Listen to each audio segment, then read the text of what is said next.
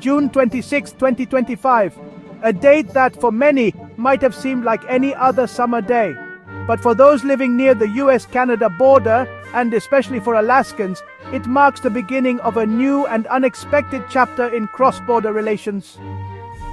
A new chill has settled over the US-Canada border, not from weather but from politics.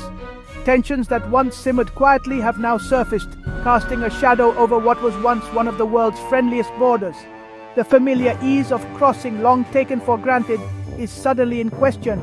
British Columbia is threatening tolls on the only land route connecting the lower 48 to Alaska, a move that could disrupt a vital artery of commerce and community. For decades, this highway has been a lifeline, not just for goods and services, but for families, friends, and entire communities who rely on the freedom to travel. The Alaska Highway, once a symbol of partnership and shared purpose between nations, now risks becoming a choke point in a high-stakes trade dispute. The open road, stretching through breathtaking wilderness, is suddenly a stage for international tension. Alaska's unique geography means free passage through Canada is essential for its economy and daily life. Every truck that carries food, fuel, or medicine, every family road trip, every business delivery, each depends on this fragile corridor. For many Alaskans, the highway is not just a road, but a lifeline to the rest of the country. The idea of paying a toll to travel between US states simply because the road passes through Canada is unprecedented and jarring. It raises questions about fairness, sovereignty, and the true cost of political disputes. For travelers and truckers alike, the prospect of new fees and delays is more than an inconvenience. It's a disruption to daily life and livelihoods. This standoff exposes the fragility of US-Canada relations and the real-world consequences of political brinkmanship. What was once a model of cooperation is now a battleground for competing interests, with ordinary people caught in the crossfire. The diplomatic frost is felt not just in government halls, but in the everyday lives of those who depend on cross-border ties. As both sides dig in, the question remains, how far will this go? And at what cost to those caught in the middle? For now, uncertainty hangs in the air, leaving communities, businesses, and families anxiously watching and waiting for the next move in this unfolding border drama. The origins of this conflict can be traced back to a bold and controversial move by the United States government. In an effort to protect American industries and jobs, US officials announced sweeping new tariffs, threatening to impose steep penalties on goods coming from neighboring Canada and Mexico. The message was clear: the US was willing to play hardball on trade, even if it meant risking long-standing alliances and economic partnerships. The proposed tariffs were staggering: 25% on all Canadian and Mexican imports. This wasn't just a minor adjustment, it was a seismic shift in North American trade relations, one that sent shockwaves through boardrooms, factories, and government offices on both sides of the border. For Canada, the threat was immediate and deeply personal. Entire industries, from steel and aluminum to agriculture and manufacturing, suddenly faced an uncertain future. Jobs were at risk, and the livelihoods of thousands of Canadian families hung in the balance. The response from Ottawa was swift and resolute, as federal leaders joined forces with provincial governments to defend Canadian interests. Provincial leaders, feeling the direct impact in their own communities, quickly mobilized. They crafted defensive strategies ranging from targeted counter-tariffs to new economic support measures for affected workers. This was more than just a federal issue. It became a rallying point for Canadian unity, signaling a new level of resolve and determination across the country. Out of this climate of retaliation and high-stakes negotiation, British Columbia's bold plan to toll the Alaska Highway took shape. The idea was simple but powerful. If the US was going to disrupt Canadian trade, then Canada could disrupt a vital American supply route in return. British Columbia recognized that its unique geography gave it leverage. The Alaska Highway, a lifeline for goods and travelers moving between Alaska and the rest of the US, runs straight through the province. By targeting this critical corridor, BC aimed to send a message that Canada would not back down without a fight. The mere threat of tolls on the Alaska Highway reverberated far beyond government offices. It galvanized public opinion, sparked protests at border crossings, and made it clear that any disruption to trade would be met with equally disruptive countermeasures. The stakes were no longer just economic, they were personal, affecting the daily routines of countless people. Suddenly, what began as a national dispute between governments was transformed into a local crisis. Small towns in Alaska, dependent on the highway for supplies and commerce, found themselves caught in the crossfire.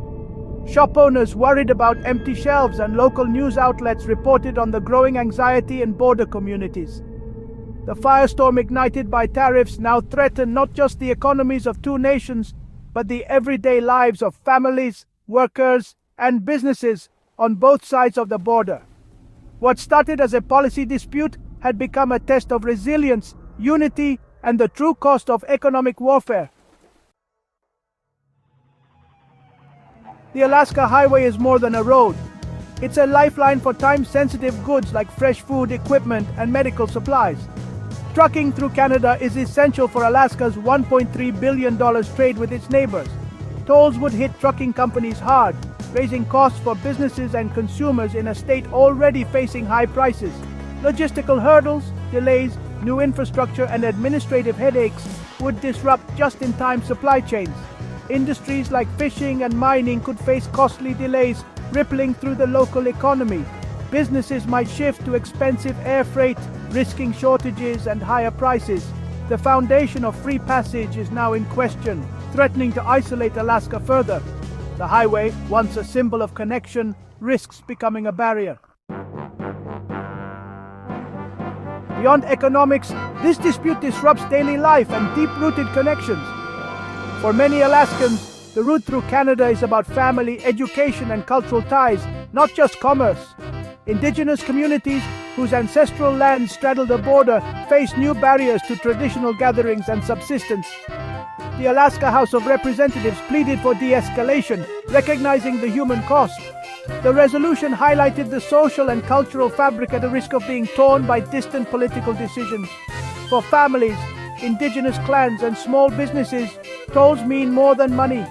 They threaten identity and community. The border risks becoming a line of division, not connection. To counter U.S. tariffs, British Columbia passed the Economic Stabilization Act, authorizing tolls on the Alaska Highway. The act is a strategic deterrent, not an automatic policy, meant to pressure Washington back to the table. It expires in May 2027, underscoring its temporary emergency nature. BC also halted liquor purchases from Republican-led states and prioritized Canadian goods in government spending. These moves form a multi-pronged strategy to defend local industries and signal resolve. Whether this gambit forces U.S. concessions or escalates the conflict remains to be seen. British Columbia's stance sparked a nationwide response. Ontario imposed a 25% surcharge on electricity exports to the U.S., targeting states reliant on Canadian power. The Yukon halted American liquor orders and limited U.S. firms' access to government contracts. Citizens even proposed their own tolls and symbolic bans. Provinces, once bystanders in foreign policy, now assert their interests, creating a complex challenge for Washington. Canada's united, decentralized response turned a single dispute into a national cause. The U.S. countered BC's toll threat by targeting its tourism industry. Alaska Senator Dan Sullivan proposed waiving the Passenger Vessel Services Act, allowing cruise ships to bypass Canadian ports. This would devastate BC cities like Vancouver and Victoria, erasing millions in tourism revenue. The U.S. used a similar waiver during the pandemic, proving the threat is real.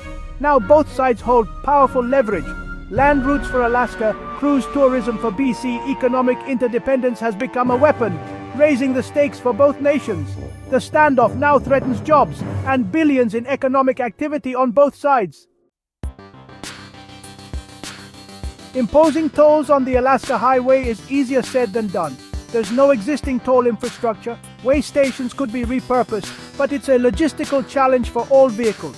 International agreements like the 1977 Pipeline Treaty may legally bar tolls, setting the stage for court battles. The highway's vastness complicates enforcement and risks penalizing local Canadians.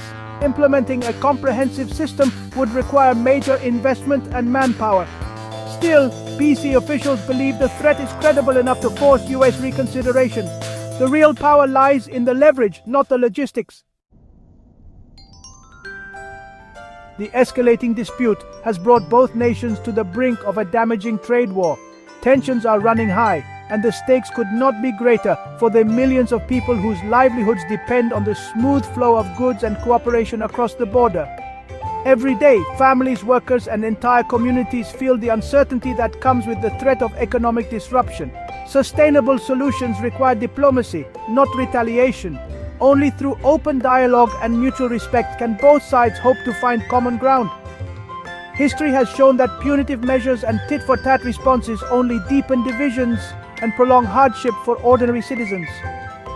Washington and Ottawa must re-engage in good faith negotiations, moving beyond zero-sum tactics. Instead of viewing each other as adversaries, both governments should recognize their shared interests and the benefits of a stable, prosperous relationship. Constructive engagement means listening to each other's concerns and being willing to compromise for the greater good. It means putting aside political posturing in favor of practical solutions that serve both nations. Both sides need to rebuild trust and address each other's grievances. This process will not be easy, but it is essential for restoring confidence and ensuring long-term stability. The voices of those most affected, truckers, must be central to any resolution. These are the people who keep commerce moving, often working long hours under challenging conditions. Their experiences and insights are invaluable in shaping policies that actually work on the ground. The voices of those most affected, business owners, must be central to any resolution. Small businesses are the backbone of border communities, and their ability to adapt and thrive depends on clear, fair, and predictable trade rules. The voices of those most affected, indigenous communities, must be central to any resolution. For generations, indigenous peoples have lived and traded across these lands, and their perspectives are crucial for any lasting agreement. The Alaska Highway, built in partnership during crisis, stands as a reminder of what's possible when nations cooperate. It is a testament to the power of unity and shared purpose, even in the face of daunting challenges. Leaders must choose negotiation over confrontation or risk deepening the divide. The world is watching, and the choices made now will shape the future of North American relations for years to come. The alternative is a lose-lose outcome neither country can afford. Only by working together can the US and Canada ensure a brighter, more secure future for all their people.